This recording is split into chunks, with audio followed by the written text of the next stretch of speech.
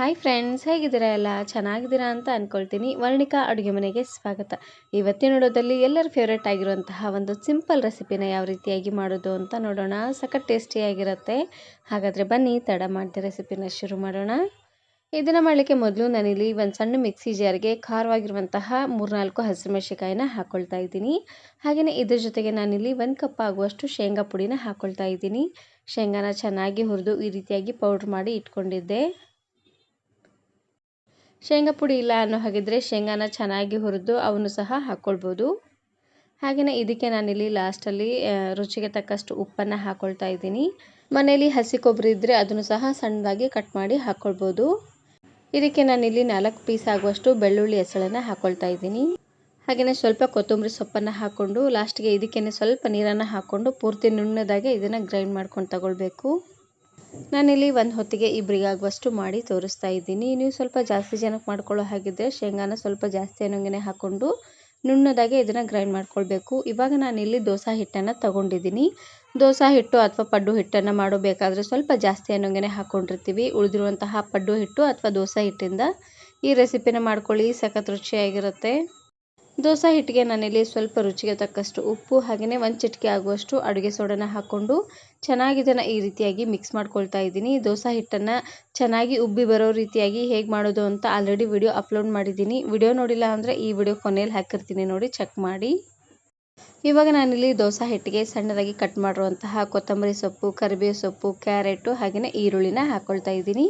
ಇದಕ್ಕೆ ಈರುಳ್ಳಿನ ಸ್ವಲ್ಪ ಜಾಸ್ತಿ ಅನ್ನೋಂಗೆ ಹಾಕ್ಕೊಳ್ಳಿ, ಚೆನ್ನಾಗಿರುತ್ತೆ ಟೇಸ್ಟು.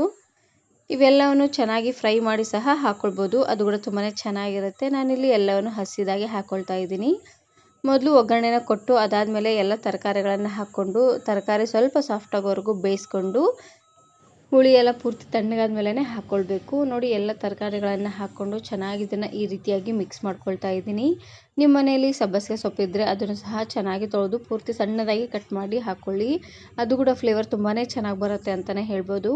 ನೋಡಿ, ಈ ರೀತಿಯಾಗಿ ಚೆನ್ನಾಗಿ ಇದನ್ನು ಕಲಸಿ ಒಂದು 5-6 ನಿಮಿಷವರೆಗೂ ಹಾಗೆ ಇದನ್ನು ಬಿಟ್ಟು ಅದಾದಮೇಲೆ ದೋಸೆನ ಹಾಕ್ಕೊಳ್ತಾ ಇದ್ದೀನಿ. ದೋಸೆ ಹಂಚಿಗೆ ಸ್ವಲ್ಪ ಎಣ್ಣೆನ ಹಾಕ್ಕೊಂಡು ಈ ರೀತಿಯಾಗಿ ನೀಟಾಗಿ ಸ್ಪ್ರೆಡ್ ಮಾಡ್ಕೊಳ್ಬೇಕು. ಈ ರೀತಿಯಾಗಿ ಮಾಡೋದ್ರಿಂದ ದೋಸೆ ಹಂಚಿಗೆ ದೋಸೆ ಅಂಟ್ಕೊಳ್ಳೋದಿಲ್ಲ. ಹಾಗಾಗಿ ಇದಕ್ಕೇ ಸ್ವಲ್ಪ ನೀರನ್ನು ಚಿಮ್ಮಿಸ್ಬೇಕು. ಈ ರೀತಿಯಾಗಿ ಮೊದಲು ಎಣ್ಣೆನ ಹಚ್ಚಿ ಅದಾದಮೇಲೆ ನೀರನ್ನು ಹಾಕ್ಕೊಂಡು ದೋಸೆನ ಹಾಕ್ಕೊಳ್ಳಿ, ದೋಸೆ ತುಂಬಾ ನೀಟಾಗಿ ಬರುತ್ತೆ.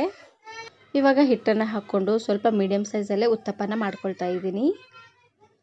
ಪೂರ್ತಿ ತೆಳ್ಳದಾಗೂ ಬೇಡ, ಪೂರ್ತಿ ದಪ್ಪದಾಗೂ ಬೇಡ. ನೋಡಿ, ಈ ರೀತಿಯಾಗಿ ಮಾಡ್ಕೊಂಡು ತಗೊಳ್ಳಿ, ಚೆನ್ನಾಗಿರುತ್ತೆ. ನೀವು ಸ್ವಲ್ಪ ಕ್ರಿಸ್ಪ್ ಆಗಬೇಕು ಅನ್ನೋ ಹಾಗಿದ್ರೆ ಉರಿನ ಪೂರ್ತಿಯಾಗಿ ಲೋ ಫ್ಲೇಮ್ನಲ್ಲೇ ಇಟ್ಟು ಚೆನ್ನಾಗಿ ಇದನ್ನು ಬೇಯಿಸ್ಕೊಂಡು ತಗೊಳ್ಳಿ. ಸ್ವಲ್ಪ ಸಾಫ್ಟ್ ಆಗಬೇಕು ಅನ್ನೋ ಹಾಗಿದ್ರೆ ಉರಿನ ಪೂರ್ತಿಯಾಗಿ ಹೈ ಫ್ಲೇಮ್ನಲ್ಲೇ ಇಟ್ಟು ಬೇಯಿಸ್ಕೊಳ್ಳಿ. ಈ ರೀತಿಯಾಗಿ ಮಾಡೋದ್ರಿಂದ ತುಂಬಾ ಸಾಫ್ಟಾಗಿ ಚೆನ್ನಾಗಿ ಬರುತ್ತೆ. ನೋಡಿ, ಒಂದು ಸೈಡೆಲ್ಲ ಬೆಂದಾದಮೇಲೆ ಮತ್ತೆ ಈ ರೀತಿಯಾಗಿ ಹೊಳ್ಳಿಸಿ 2 ಸೈಡು ಚೆನ್ನಾಗಿ ಬೇಯಿಸ್ಕೊಳ್ತಾ ಇದ್ದೀನಿ.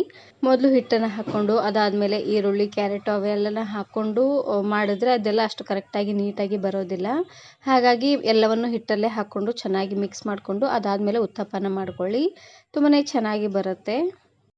ಇದೇ ರೀತಿಯಾಗಿ ಉಳಿದಿರುವಂತಹ ಎಲ್ಲ ದೋಸೆನೂ ಸ್ವಲ್ಪ ಕ್ರಿಸ್ಪಾಗಿ ಮಾಡಿಕೊಂಡ್ರೆ ಆಯಿತು. ತುಂಬಾ ರುಚಿಯಾಗಿರುವಂತಹ ಉತ್ತಪ್ಪ ರೆಡಿಯಾಗಿ ಹೋಗ್ಬಿಡುತ್ತೆ. ದೋಸೆ ಹಿಟ್ಟನ್ನು ಸ್ವಲ್ಪ ಜಾಸ್ತಿ ಅನ್ನೋಂಗೆ ಹಾಕ್ಕೊಂಡಿರ್ತೀವಿ. ಉಳಿದಿರುವಂತಹ ದೋಸೆ ಹಿಟ್ಟಿಂದ ಈ ರೆಸಿಪಿನ ಮಾಡ್ಕೊಳ್ಳಿ, ಸಖತ್ ಟೇಸ್ಟಿಯಾಗಿರುತ್ತೆ.